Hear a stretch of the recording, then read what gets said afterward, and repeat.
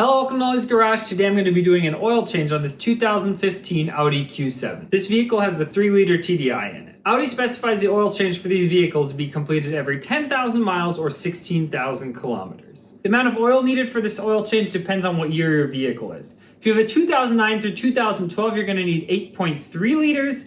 And if you have a 2013 through 2015, you're going to need 7.7 liters. The engine oil weight is specified to be 5W40. And on the back of the oil can, it needs to state that it meets VW specification 507. The tools required for the oil change are listed right here. And surprisingly, even though this is an Audi, you don't need any fancy tools for this job. Finally, for an oil change, you always need a filter, and I'm using this Wix filter. I will have part numbers and also links for both the oil and the filter in the description below. Before we get started with the oil change, make sure that you take your car for a quick spin around the block, no more than about 10 minutes or so. You want to make sure that the oil is warm but not too hot so that it burns you. Next, after that, I highly recommend using ramps for this procedure. Take your car, carefully, slowly drive it up on the ramps, and then finally don't forget to turn on the parking brake and also chock the vehicle. Now we're going to remove 12 of these screws that hold this belly pan in. They consist of T25 Torx and also 10 millimeter.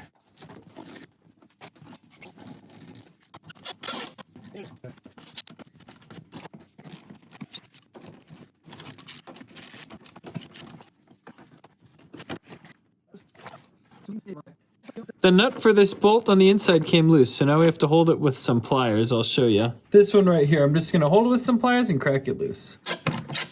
With all the bolts in, now we can just slide it back. These belly pans are annoying, but they do a great job of keeping the engine really clean. Now we have to remove the second belly pan, just 4 more screws right in there.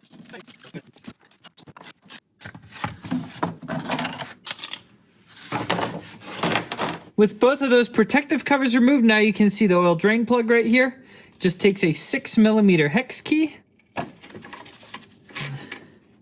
With it cracked loose, make sure that you have an oil drain pan beneath it. And remember, there's a lot of oil that's going to be coming out of this thing. Slowly remove it.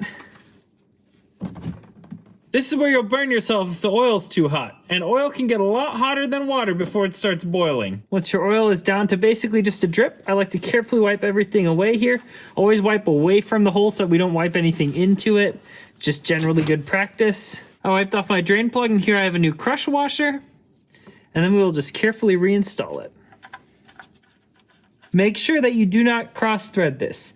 Always start threading it in by hand.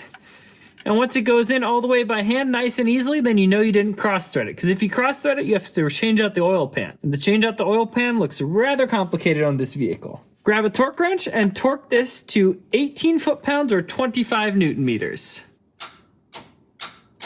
Grab a paper towel and let's wipe everything down one more time. We want to see that there's no leaks starting now that it's all tight again. To get to the filter, we need to remove this engine cover, and you just have to simply pull up. It just snaps into place.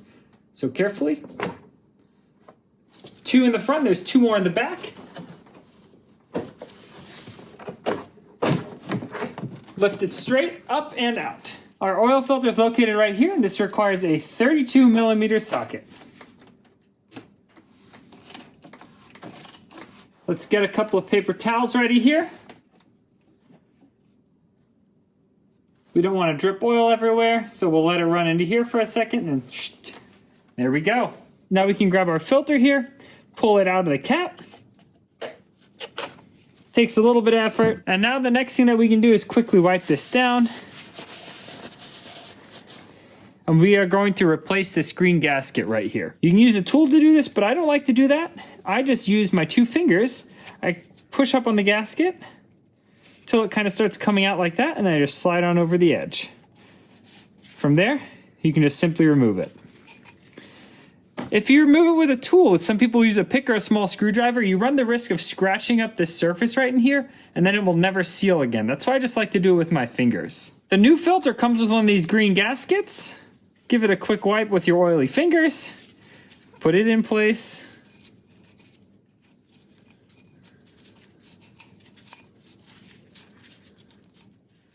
Just like that.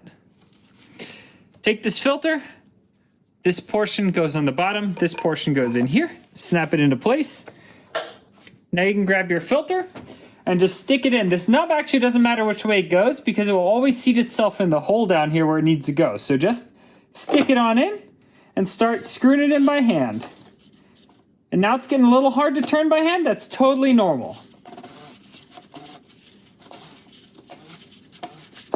Nice and slow. 35 Newton meters or 26 foot-pounds.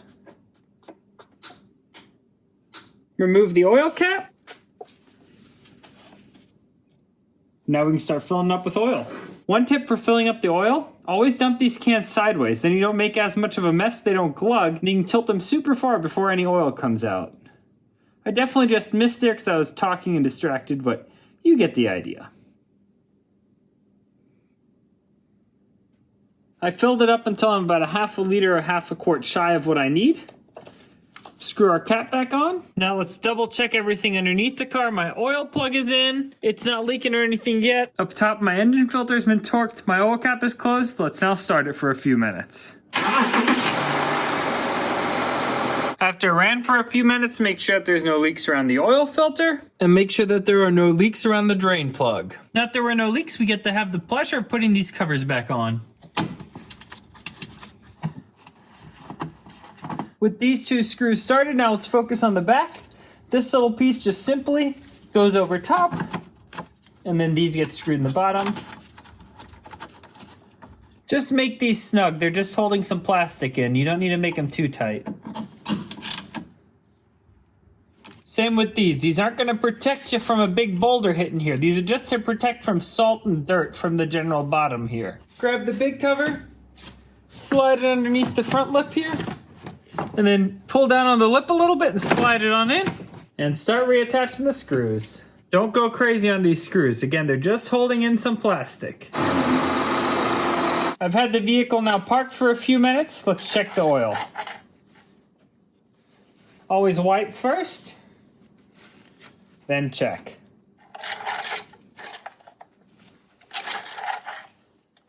Looks like it's right in the middle there.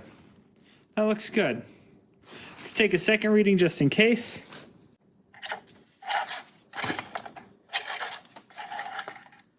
Right in the hash marks, just where we want it. Now we get to reinstall the engine cover. It is secured by 1, 2, 3, and 4 spots right here.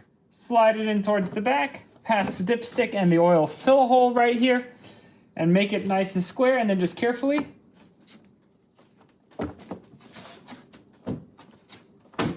pop it into place. Grab a clean paper towel, wipe down any oil marks that you might have left.